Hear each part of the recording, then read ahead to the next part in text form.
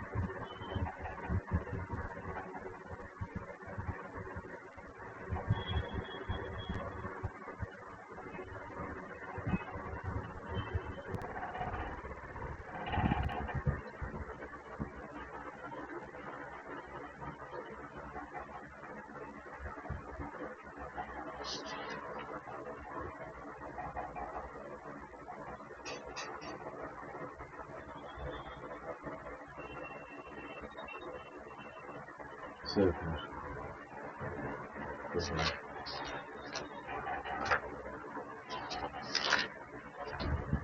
3.65.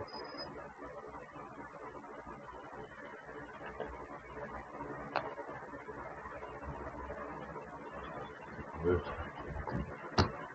इसका होता है नंबर तो कम हो गया। माउस चुने मिला के तेल में बैठे रहो।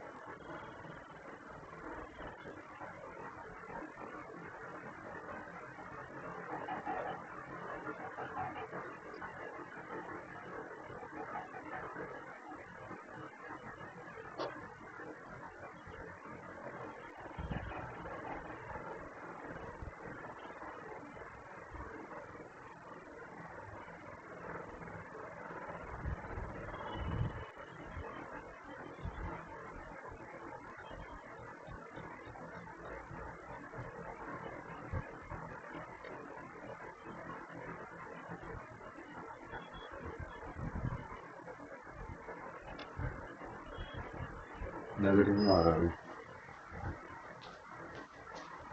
हो गया। चलिए, तो देखो बहुत आसान सा क्वेश्चन है ये भी, बस जितना मैंने सिखाया आप उतना करते जाओ। क्वेश्चन की लैंग्वेज को सीखना। आपके पास एक 50 ml सोल्यूशन है विच कंटेन्स HCl, और इस HCl सोल्यूशन की जो डेंसिटी और वेट बाय वेट परसेंट दिया हुआ है, तो आप क्या करो, इससे इसकी मोलैरिटी निकालो M1। कैसे निकालोगे, 10 इंटू इसकी डेंसिटी कितनी है 1.4 इंटू इसका वेट बाय वेट परसेंट कितना है 50 डिवाइडेड बाय मोलर मास है 36.5। सही है। सॉल्व मत करो अभी, कुछ भी जल्दबाजी मत करो, ऐसे कैसे रखो। आगे बोल रहा है इसको मिक्स किया एक और सॉल्यूशन के साथ विच वाज 100 ml HCl, और इस सॉल्यूशन का वेट बाय वेट परसेंट दिया है, तो देखो 10 into weight by volume sorry upon 36.5।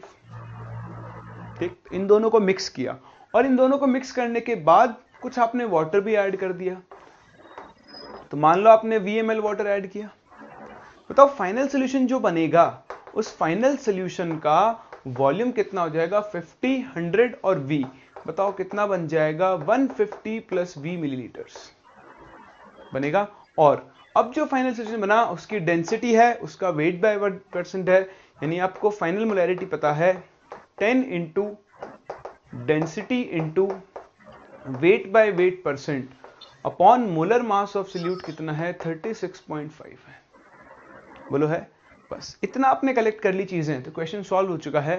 देखो M1V1 प्लस M2V2, तो यहां से आप सॉल्व करें 50 इंटू V1 है इंटू, देखो ध्यान देना 1.4 इंटू 50 70 बन गया ना, तो ये बन जाएगा 10 इंटू 70 अपॉन 36.5 प्लस 100 इसका वॉल्यूम इंटू 10 इंटू 70 अपॉन 36.5। ये this should be equal to, यहां पर आप ध्यान दें 1.25 को मैं 5/4 लिख सकता हूं, 4 7 होता है 28, तो बनेगा 10 इंटू 35।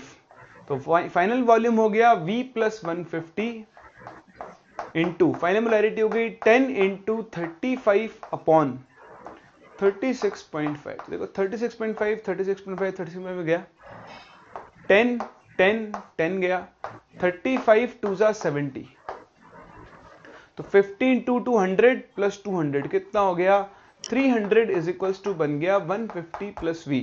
बताओ वॉल्यूम ऑफ वाटर एडेड कितना होगा 150 मिलीलीटर।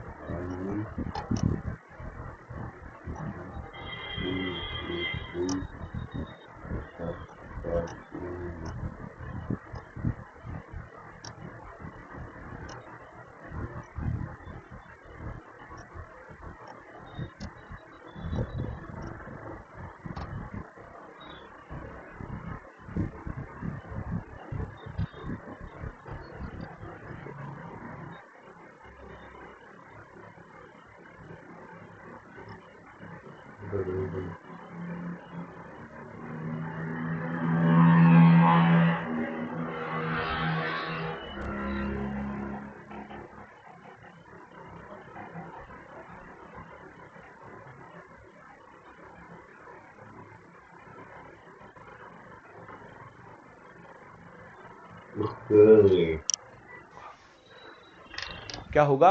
150 मिलीलीटर्स होगा। बोलो होगा ना? तो ये आपके पास सिंपल सा कंसेप्ट होता है मिक्सिंग का। अब आपके पास कई अलग अलग तरीके के सॉल्यूशंस को वो क्या करता रहेगा? मिक्स करता रहेगा, और आपसे क्या पूछ सकता है वो? फाइनल सॉल्यूशन में कंसेंट्रेशन और बाकी सब चीजें भी पूछ सकता है। बोलो आपको चीज समझ में आ रही है?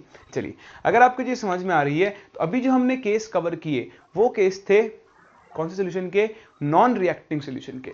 अब हम बढ़ने जा रहे हैं आगे और ये देखने जा रहे हैं कि जब हम दो रिएक्टिंग सॉल्यूशंस को मिक्स करेंगे, इसको मिक्स करेंगे रिएक्टिंग सॉल्यूशंस को, तब क्या होगा?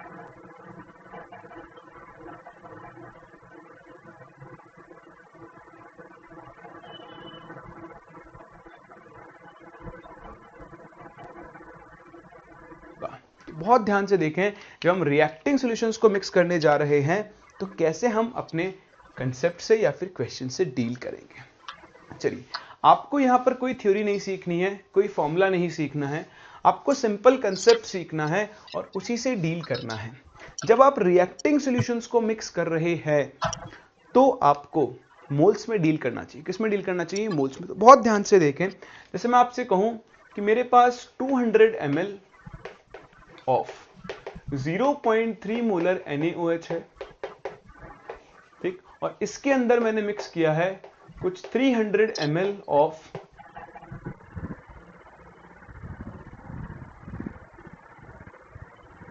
ऑफ 0.3 मोलर NaOH है, ठीक, और इसके अंदर मैंने मिक्स किया है कुछ 300 ml ऑफ 0.1 मोलर HCl को। आपको ये देखना है कि फाइनल सॉल्यूशन एसिडिक होगा या बेसिक, एक चीज और जो भी HCl या NaOH बचेगा, दोनों में से जो भी कोई बचेगा, उसकी वजह से मोलैरिटी कितनी होगी। तो बहुत ध्यान से देखें, आप ये देखो NaOH एक बेस है, HCl एक एसिड है। जब आप दोनों को मिक्स करोगे तो ये आपस में रिएक्ट करेंगे। बताओ रिएक्शन क्या बनेगी? NaOH plus HCl। बताओ क्या बनाएगा? NaCl प्लस H2 बनाएगा। तो आप NaOH के मिलीमोल्स निकालो, 200 इंटू 0.3, बताओ कितने हो गए? 60 मिलीमोल्स। आप HCl के मिलीमोल्स निकालो, कितने हो गए? 30 मिलीमोल्स। अब देखो, हाँ, दोनों रिएक्टेंट के अमाउंट पता है आपको, LR का कंसेप्ट लगाना पड़ेगा। तो ये देखो, ये आपका LR है, ये खत्म हो जाएगा 0। 30 मोल के लिए 30 काम में आ जाएगा, बचेगा कितना? 30 मिलीमोल NaOH बचेगा। तो क्योंकि फाइनल सॉल्यूशन में NaOH बच रहा है, बताओ आपका फाइनल सॉल्यूशन नेचर में कैसा होगा? बेसिक होगा। अब क्योंकि बेस बचा हुआ है NaOH, तो जो मोलैरिटी होगी वो भी NaOH की होगी। और बताओ इसकी मोलैरिटी कितनी होगी? इसके millimoles divided by final volume. ध्यान देना, क्योंकि आप मिलीमोल्स यूज कर रहे हो तो फाइनल वॉल्यूम भी आपको मिलीलीटर में यूज करना है। 200 प्लस 300 बताओ कितना हो गया, 500 मिलीलीटर। मिली से मिली कैंसिल, आपको अपनी मोलैरिटी मिल जाएगी 3/50 विच इज 0.06 मोलर। कर सकते हैं, तो ये आपके पास फाइनल सॉल्यूशन की मोलैरिटी होगी। तो रिएक्टिंग सॉल्यूशन के केस में आपको कई बुक्स में M1V1 माइनस M2V2 वाला एक फॉर्मूला मिलेगा, वो हर जगह वैलिड नहीं है, इसलिए आपको फॉर्मूला याद भी नहीं रखना है। सिंपल, आप तो मोल्स में डील करो, इसके मोल्स रिएक्ट करवाओ, जो बच रहा है आप उसकी वजह से सॉल्यूशन का नेचर और मोलैरिटी दोनों कैलकुलेट कर सकते हो। कर सकते हैं ना। चलिए, तो इसी बात पर हम एक और क्वेश्चन करते हैं। ये रिएक्ट करवाओ,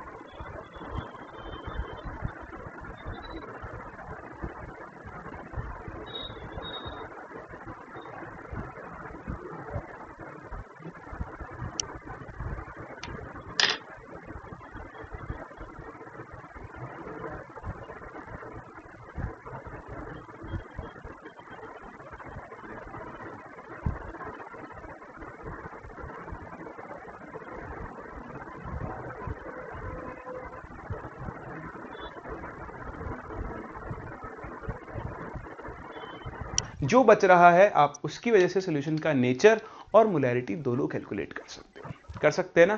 चलिए, तो इसी बात पर हम एक और क्वेश्चन करते हैं। ये देखें, एक क्वेश्चन तो मैंने आपको ये करवाया जहां आप NaOH के साथ HCl को मिक्स कर रहे हैं। अगला क्वेश्चन आपके सामने है जहां पर आपने NaOH के साथ किसको मिक्स किया है, H2SO4 को। तो देखें, HCl एक H+ देना आपके सामने है जहां पर आपने NaOH के साथ किसको मिक्स किया है, H2SO4 को। तो देखें, HCl एक H+ दे सकता है, जबकि H2SO4 हाँ वो 2H+ देता है। तो दिमाग लगाओ कि जब वो 2H+ देगा तब आपको कैसे डील करना होगा, फिर हम इस क्वेश्चन को डिस्कस करते हैं।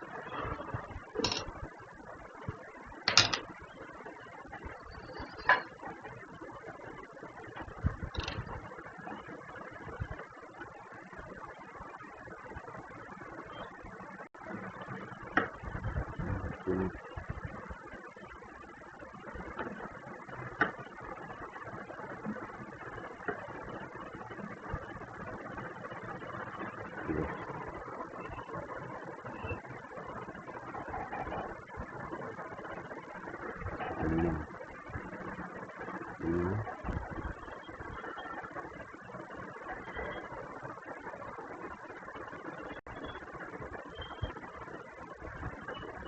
0.2 है 0.1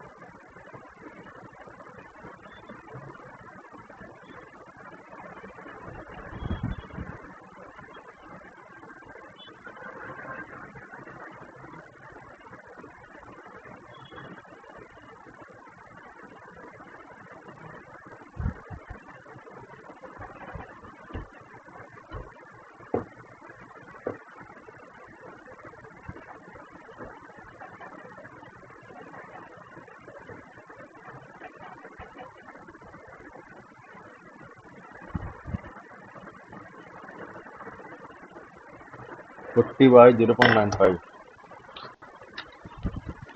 40 by 0.95 प्लीज। तो देखिए क्या करना है आपको इस क्वेश्चन में, आपको ये कह रहा है कि आपके पास 0.2 मोलर H2SO4 है और इसका आपको वॉल्यूम निकालना है। तो मान लो आपके पास VmL H2SO4 सोल्यूशन है, ठीक है। इसके साथ आपने किसको मिक्स किया है, 40 ml ऑफ 0.1 मोलर NaOH को, और H2SO4 की मोलैरिटी दी हुई आपको 0.2 m। कह रहा है resulting solution has the concentration of H2SO4 as data misprint, है ना।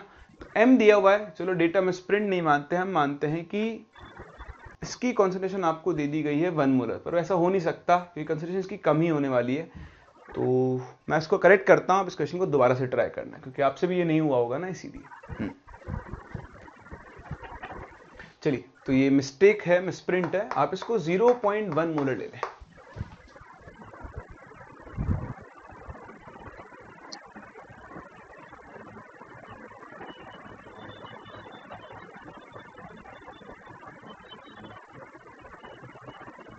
by 1.85। और अब वीडियो को पॉज करके इस क्वेश्चन को दोबारा ट्राई करें। कर लिया?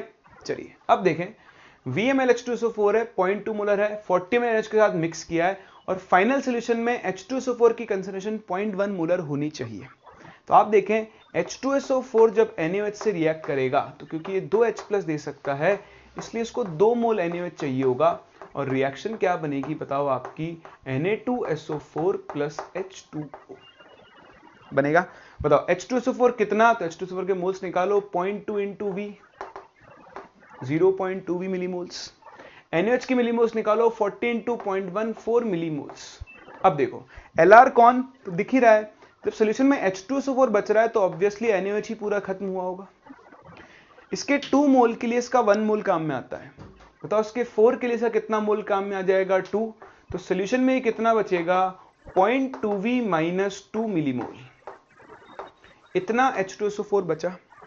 अब बताओ फाइनल जितना H2SO4 बचा उसको आप डिवाइड कर दो फाइनल वॉल्यूम से, 40 plus V, this should be equal to concentration of H2SO4, कितना हो जाएगा, 0.1। बस सॉल्व कर लो, तो क्रॉस मल्टीप्लाई करो, देखो 0.2V minus 2 is equals to 4 plus 0.1V। इस 2 को इधर लाओ, इसको इधर ले जाओ, तो 0.1V इज इक्वल्स टू बनेगा 6। बताओ V की वैल्यू कितनी हो जाएगी, 60 ml। यानी जो आपका इनिशियल H2SO4 सॉल्यूशन था वो 60 ml होना चाहिए था। कितना होना चाहिए था, 60 ml होना चाहिए था। बस यही इस क्वेश्चन का कंसेप्ट है।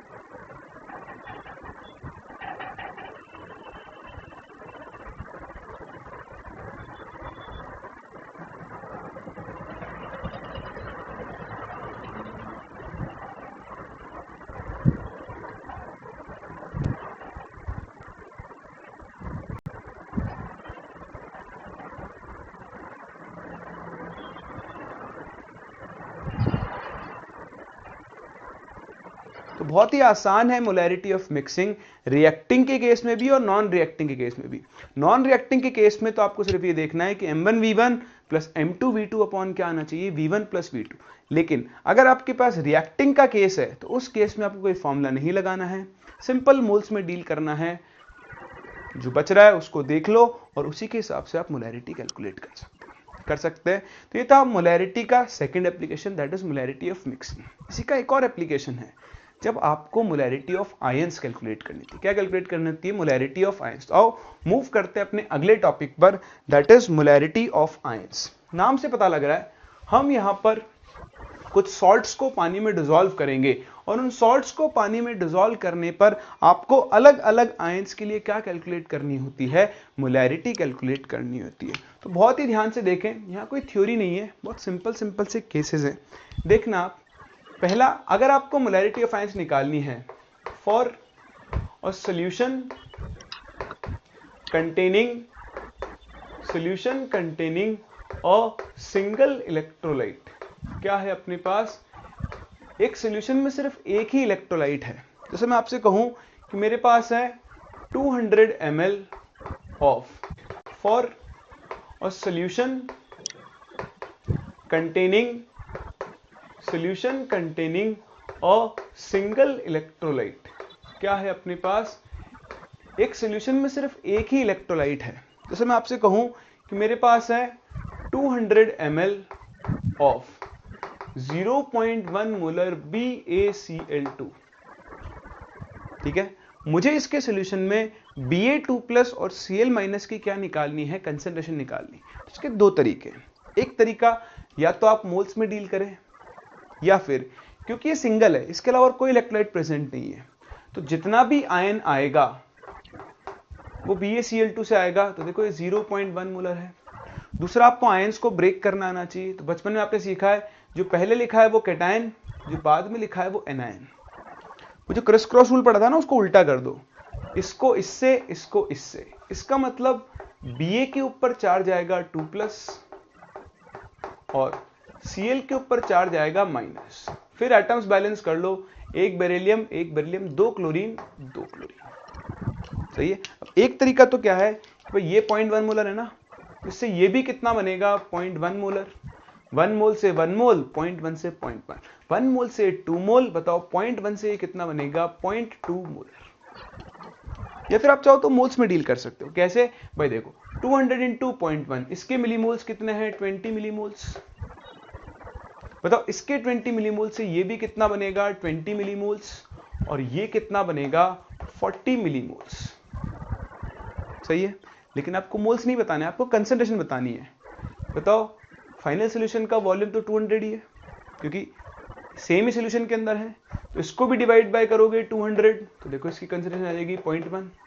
इसको भी डिवाइड बाय करोगे 200, 0.1 मोलर, और इसको भी डिवाइड बाय करोगे 200, 0.2। इसको 1 का तो क्या है और हो जाएगा। तो देखो ये 0.1 मोलर है। दूसरा, आपको आयंस को ब्रेक करना आना चाहिए। तो बचपन में आपने सीखा है जो पहले लिखा है वो कैटायन, जो बाद में लिखा है वो एनायन।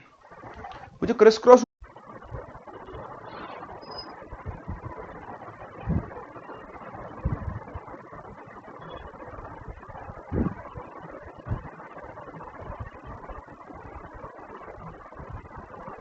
रूल पढ़ा था ना, उसको उल्टा आएगा। इससे ये भी कितना बनेगा, 0.1 मोलर। 1 मोल से 1 मोल, 0.1 से 0.1, 1 मोल से 2 मोल, बताओ 0.1 से ये कितना बनेगा, 0.2 मोलर। ये भी बताओ फाइनल सॉल्यूशन का वॉल्यूम तो 200 ही है, क्योंकि सेम ही सॉल्यूशन के अंदर है। तो इसको भी डिवाइड बाय करोगे 200, तो देखो इसकी कंसंट्रेशन आ जाएगी 0.1। इसको भी डिवाइड बाय करोगे 200, 0.1 मोलर, और इसको भी डिवाइड बाय करोगे 200, 0.2 मोलर। सही है। तो सिंगल इलेक्ट्रोलाइट है तो सोचना ही नहीं है, डायरेक्ट कंसंट्रेशन से डील कर लो, आपको अपने आयंस की कंसंट्रेशन मिल जाएगी। लेकिन जब हम दो सॉल्यूशंस को मिक्स करेंगे, आयंस के दो सोर्स हैं, तो फिर आप डायरेक्ट कंसंट्रेशन में डील नहीं कर सकते हो, फिर आपको मोल्स में ही डील करना होगा। ध्यान से देखें क्या कहना चाह रहा हूं मैं आपसे। जैसे मैं यहां पे केस चेंज कर दूं और बोलूं कि आपके पास था 200 ml ऑफ 0.1 मोलर NaCl, और उसके साथ आपने मिक्स कर दिया 300 ml ऑफ 0.1 मोलर CaCl2। अब देखो इन दोनों से जो सॉल्यूशन बनेगा उसमें कुछ Cl- यहां से आएगा और कुछ Cl- यहां से आएगा, है ना। तो आपको करना क्या है, दोनों सोर्स का Cl- काउंट करना है। पहले बात करते हैं NaCl। NaCl क्योंकि एक इलेक्ट्रोलाइट है, पानी में आयनाइज होकर ये क्या बनाएगा, Na plus aqueous plus Cl minus aqueous. सही है। अब बताओ इसके मोल्स निकालो, तो 200 × 0.1, इसके मिलीमोल्स कितने हो गए, 20। तो इसके 20 मिलीमोल से ये भी 20 मिलीमोल्स बनेगा और ये भी 20 मिलीमोल्स बनेगा। सही है। तो जब आपने मिक्स किया दोनों को, तो एक Cl- का सोर्स है ये, दूसरा Cl- आपको CaCl2 से भी मिलेंगे। तो CaCl2 एक्वस, बताओ क्या बनाएगा, Ca2 plus aqueous plus 2Cl- aqueous. इसके मोल्स निकालो, 300 × 0.1, इसके हो गए 30 मिलीमोल्स हो गए। तो इसके 30 मिलीमोल्स से बताओ ये भी कितना बनेगा, 30 मिलीमोल्स, और ये बन जाएगा 60 मिलीमोल्स। ठीक। अब मान लो आपको हर आयन की कॉन्सेंट्रेशन बतानी है, तो अब आपने जब दो सॉल्यूशन को मिक्स किया है तो आप मोल्स में डील करोगे। अब कुछ भी नहीं करना है, जिस आयन की कॉन्सेंट्रेशन निकालनी है उसको फाइनल वॉल्यूम से डिवाइड करते चलो। तो बताओ फाइनल वॉल्यूम कितना हो गया, 200 + 300 विच इज 500 मिलीलीटर। अब देखें, अगर मुझे Na+ की कॉन्सेंट्रेशन चाहिए तो Na+ की कॉन्सेंट्रेशन कितनी होगी, इसके मोल्स अपॉन फाइनल वॉल्यूम कितना हो गया, देखो ये 0 से 0 गया। को हर आयन की कॉन्सेंट्रेशन बतानी है।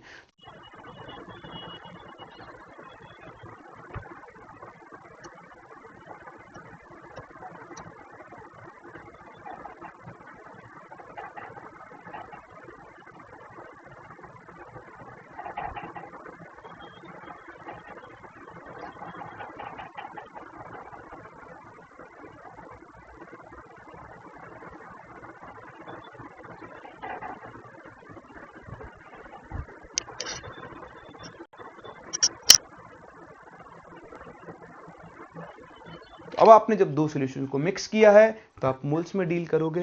अब कुछ भी नहीं करना है, जिस आयन की कॉन्सेंट्रेशन निकालनी है मोल्स का Ca2 plus aqueous plus 2Cl minus aqueous.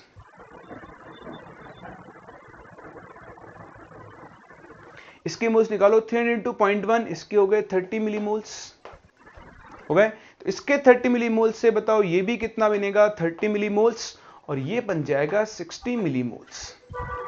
ठीक, अब मान लो आपको हर आयन की कॉन्सेंट्रेशन बतानी है। तो अब आपने जब दो सॉल्यूशन को मिक्स किया है तो आप मोल्स में डील करोगे। अब कुछ भी नहीं करना है, जिस आयन की कॉन्सेंट्रेशन निकालनी है उसको फाइनल वॉल्यूम से डिवाइड करते चलो। तो बताओ फाइनल वॉल्यूम कितना हो गया, 200 प्लस 300 विच इज 500 मिलीलीटर। अब देखें, अगर मुझे Na+ की कॉन्सेंट्रेशन चाहिए तो Na+ की कॉन्सेंट्रेशन कितनी होगी, इसके मोल्स अपॉन फाइनल वॉल्यूम कितना हो गया, देखो ये 0 से 0 गया और ऊपर नीचे 2 से मल्टीप्लाई कर दो तो ये बन गया 0.04। वो आप सॉल्व कर लोगे, मुझे पता है। ठीक, Ca2 प्लस कितना आएगा, 30/500, लेवल आ जाएगी 0.06 मोलर। आपको निकालनी है कंसेंट्रेशन ऑफ Cl-। तो देखो Cl- दो जगह से आ रहा है, 20 यहां से 60 यहां से, तो 80/500 ये वाली मिल जाएगी आपको 0.16 मोलर। और इस तरह से आप इस सॉल्यूशन में प्रेजेंट हर एक आयन की कॉन्सेंट्रेशन को क्या कर सकते हो, कैलकुलेट कर सकते हो। डिफरेंस समझें, जब सिंगल इलेक्ट्रोलाइट है तो आपको कुछ नहीं सोचना, मोल्स वोल्स, उस इलेक्ट्रोलाइट की कंसेंट्रेशन से आप आयंस की कंसेंट्रेशन निकाल सकते हो।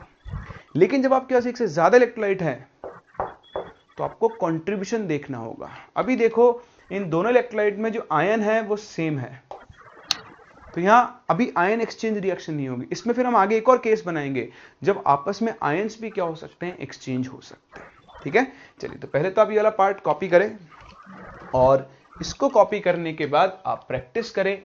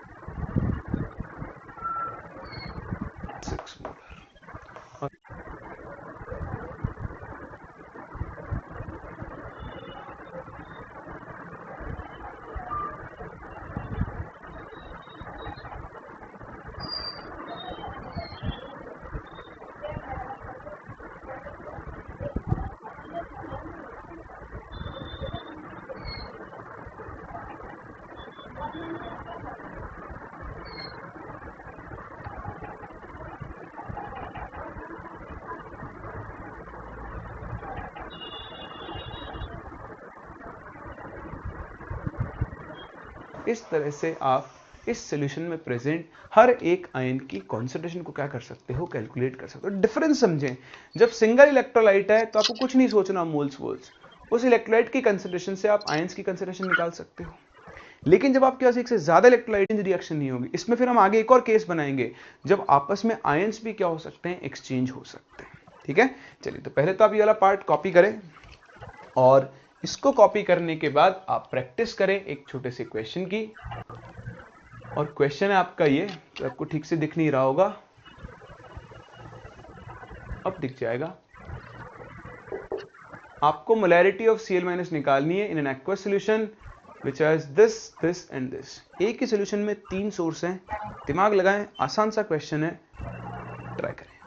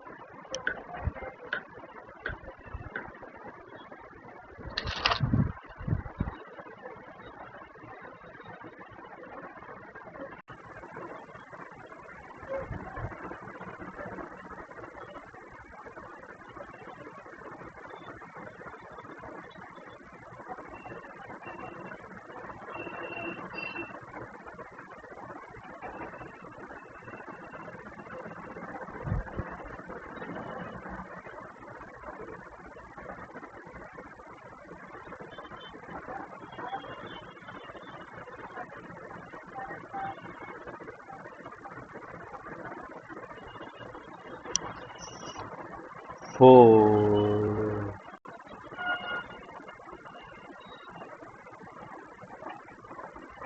तो हो गया। चलिए, बहुत ही आसान सा क्वेश्चन था। देखो इसमें कुछ है ही नहीं, दो तरीके हैं करने के। आप चाहे तो मोल्स में डील कर लें, आप चाहे तो मोलैरिटी निकाल के कर ले, क्योंकि सोल्यूशन एक ही है, उसमें इलेक्ट्रोलाइट 3 है। तो देखो मैं दोनों तरीके बताता हूं। वेट बाय वॉल्यूम परसेंट दिया है तो आप इन सब की मोलैरिटी निकाल सकते हैं। बताओ NaCl की मोलैरिटी क्या होगी?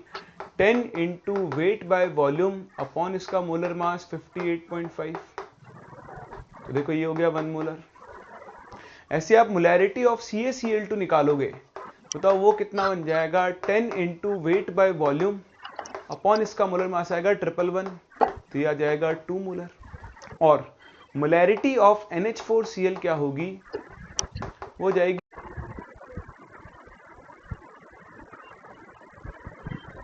ठीक आंसर है। 10 इंटू इसका weight by volume 5.35 divided by इसका मोलर मास आएगा 53.5, तो ये भी हो गया 1 मोलर। अब आप ध्यान दें, मैंने 3 अलग अलग सॉल्यूशन को मिक्स नहीं किया है। देखो एक ही सॉल्यूशन में ये तीनों प्रेजेंट हैं, तो मैं डायरेक्ट मोलैरिटीज में डील कर सकता हूं। बताओ इससे एक Cl- आता है, तो इससे जो Cl- आएगा वो 1 मोलर होगा। इससे जो Cl- आएगा वो 4 मोलर होगा। 1 मोल से 2 मोल मिलेगा ना, तो 2 से 4। और इससे जो Cl- आएगा वो 1 मोलर ही होगा। तो तीनों को ऐड कर दो, बताओ टोटल Cl- कंसेंट्रेशन कितनी हो जाएगी? 6 मोलर।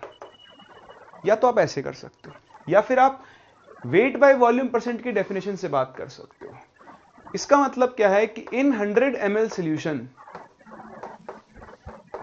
आपके पास 5.85 ग्राम तो NaCl है, 22.2 ग्राम CaCl2 है, और 5.35 ग्राम NH4Cl है। सही है। इन सबको डिवाइड कर दो इनके मोलर मासेस से, तो 58.5, 111 और 53.5। देखो ये इसको कैंसिल करेगा 0.1, ये इसको कैंसिल करेगा 0.2, और ये इसको कैंसिल करेगा 0.1 होगा। मतलब इसके 0.1 मोल से Cl- कितना मिलेगा? 0.1 मोल। इसके 1 मोल से 2 मिलता है, बताओ 0.2 से कितना मिलेगा? 0.4 मोल। और इसके 0.1 से Cl- मिलेगा 0.1 मोल। तो ये टोटल हो गया आपके पास 0.6 मोल Cl-। आपको निकालनी है Cl- की कॉन्सेंट्रेशन। बताओ कैसे निकालोगे? Total moles divide by total volume है 100 ml, 100 ml यानी 0.1 लीटर, तो कॉन्सेंट्रेशन कितनी मिल जाएगी? 6। कर सकते हैं ना? तो कैसे भी कर लो, यहां पर सिंगल सॉल्यूशन था इसलिए हमने कुछ नहीं किया। लेकिन हाँ, अगर आप यहां पर 2 या 2 से ज्यादा इलेक्ट्रोलाइट को अलग अलग मिक्स करते, तो फिर हम वही फंडा यूज करते जो हमने पिछले क्वेश्चन में किया था। सही है। चलिए एक और क्वेश्चन आपके लिए, इस क्वेश्चन को आप ट्राई करें। आज के लेक्चर को मैं यहीं पे खत्म कर रहा हूं। आज मैंने आपको बेसिकली मोलैरिटी के एप्लीकेशन से 0.1 लीटर, तो कॉन्सेंट्रेशन कितनी मिल जाएगी? 6।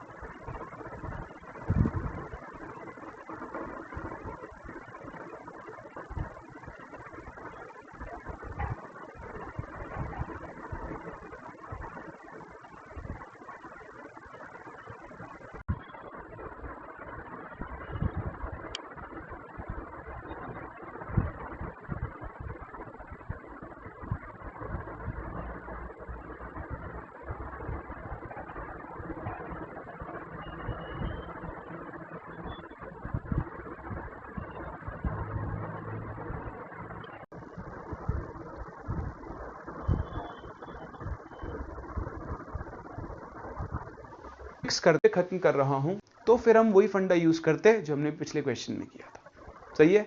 चलिए एक और क्वेश्चन आपके लिए, इस क्वेश्चन को आप ट्राई करें। आज के लेक्चर को मैं यहीं पे खत्म कर रहा हूं। आज मैंने आपको बेसिकली मोलैरिटी के एप्लीकेशन सिखाए हैं कि molarity of dilution, molarity of mixing, reacting और नॉन रिएक्टिंग के केस में क्या होती है और कैसे हम इसके अलग अलग क्वेश्चंस के साथ डील करते हैं। नेक्स्ट क्लास पहले हम इस क्वेश्चन को डिस्कस करेंगे और कुछ और इंपॉर्टेंट वैरायटी ऑफ क्वेश्चंस को कवर करेंगे। तो मिलते हैं next class.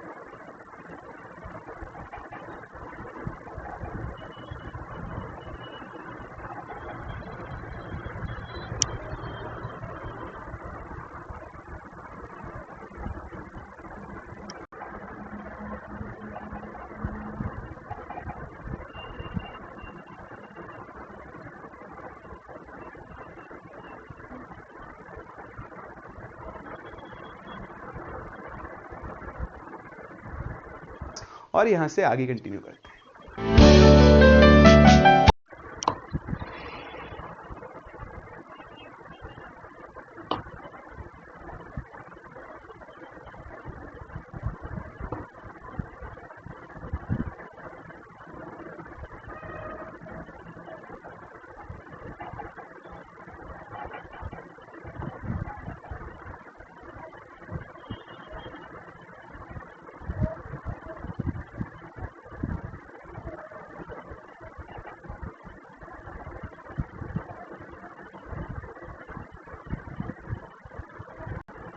If you're a web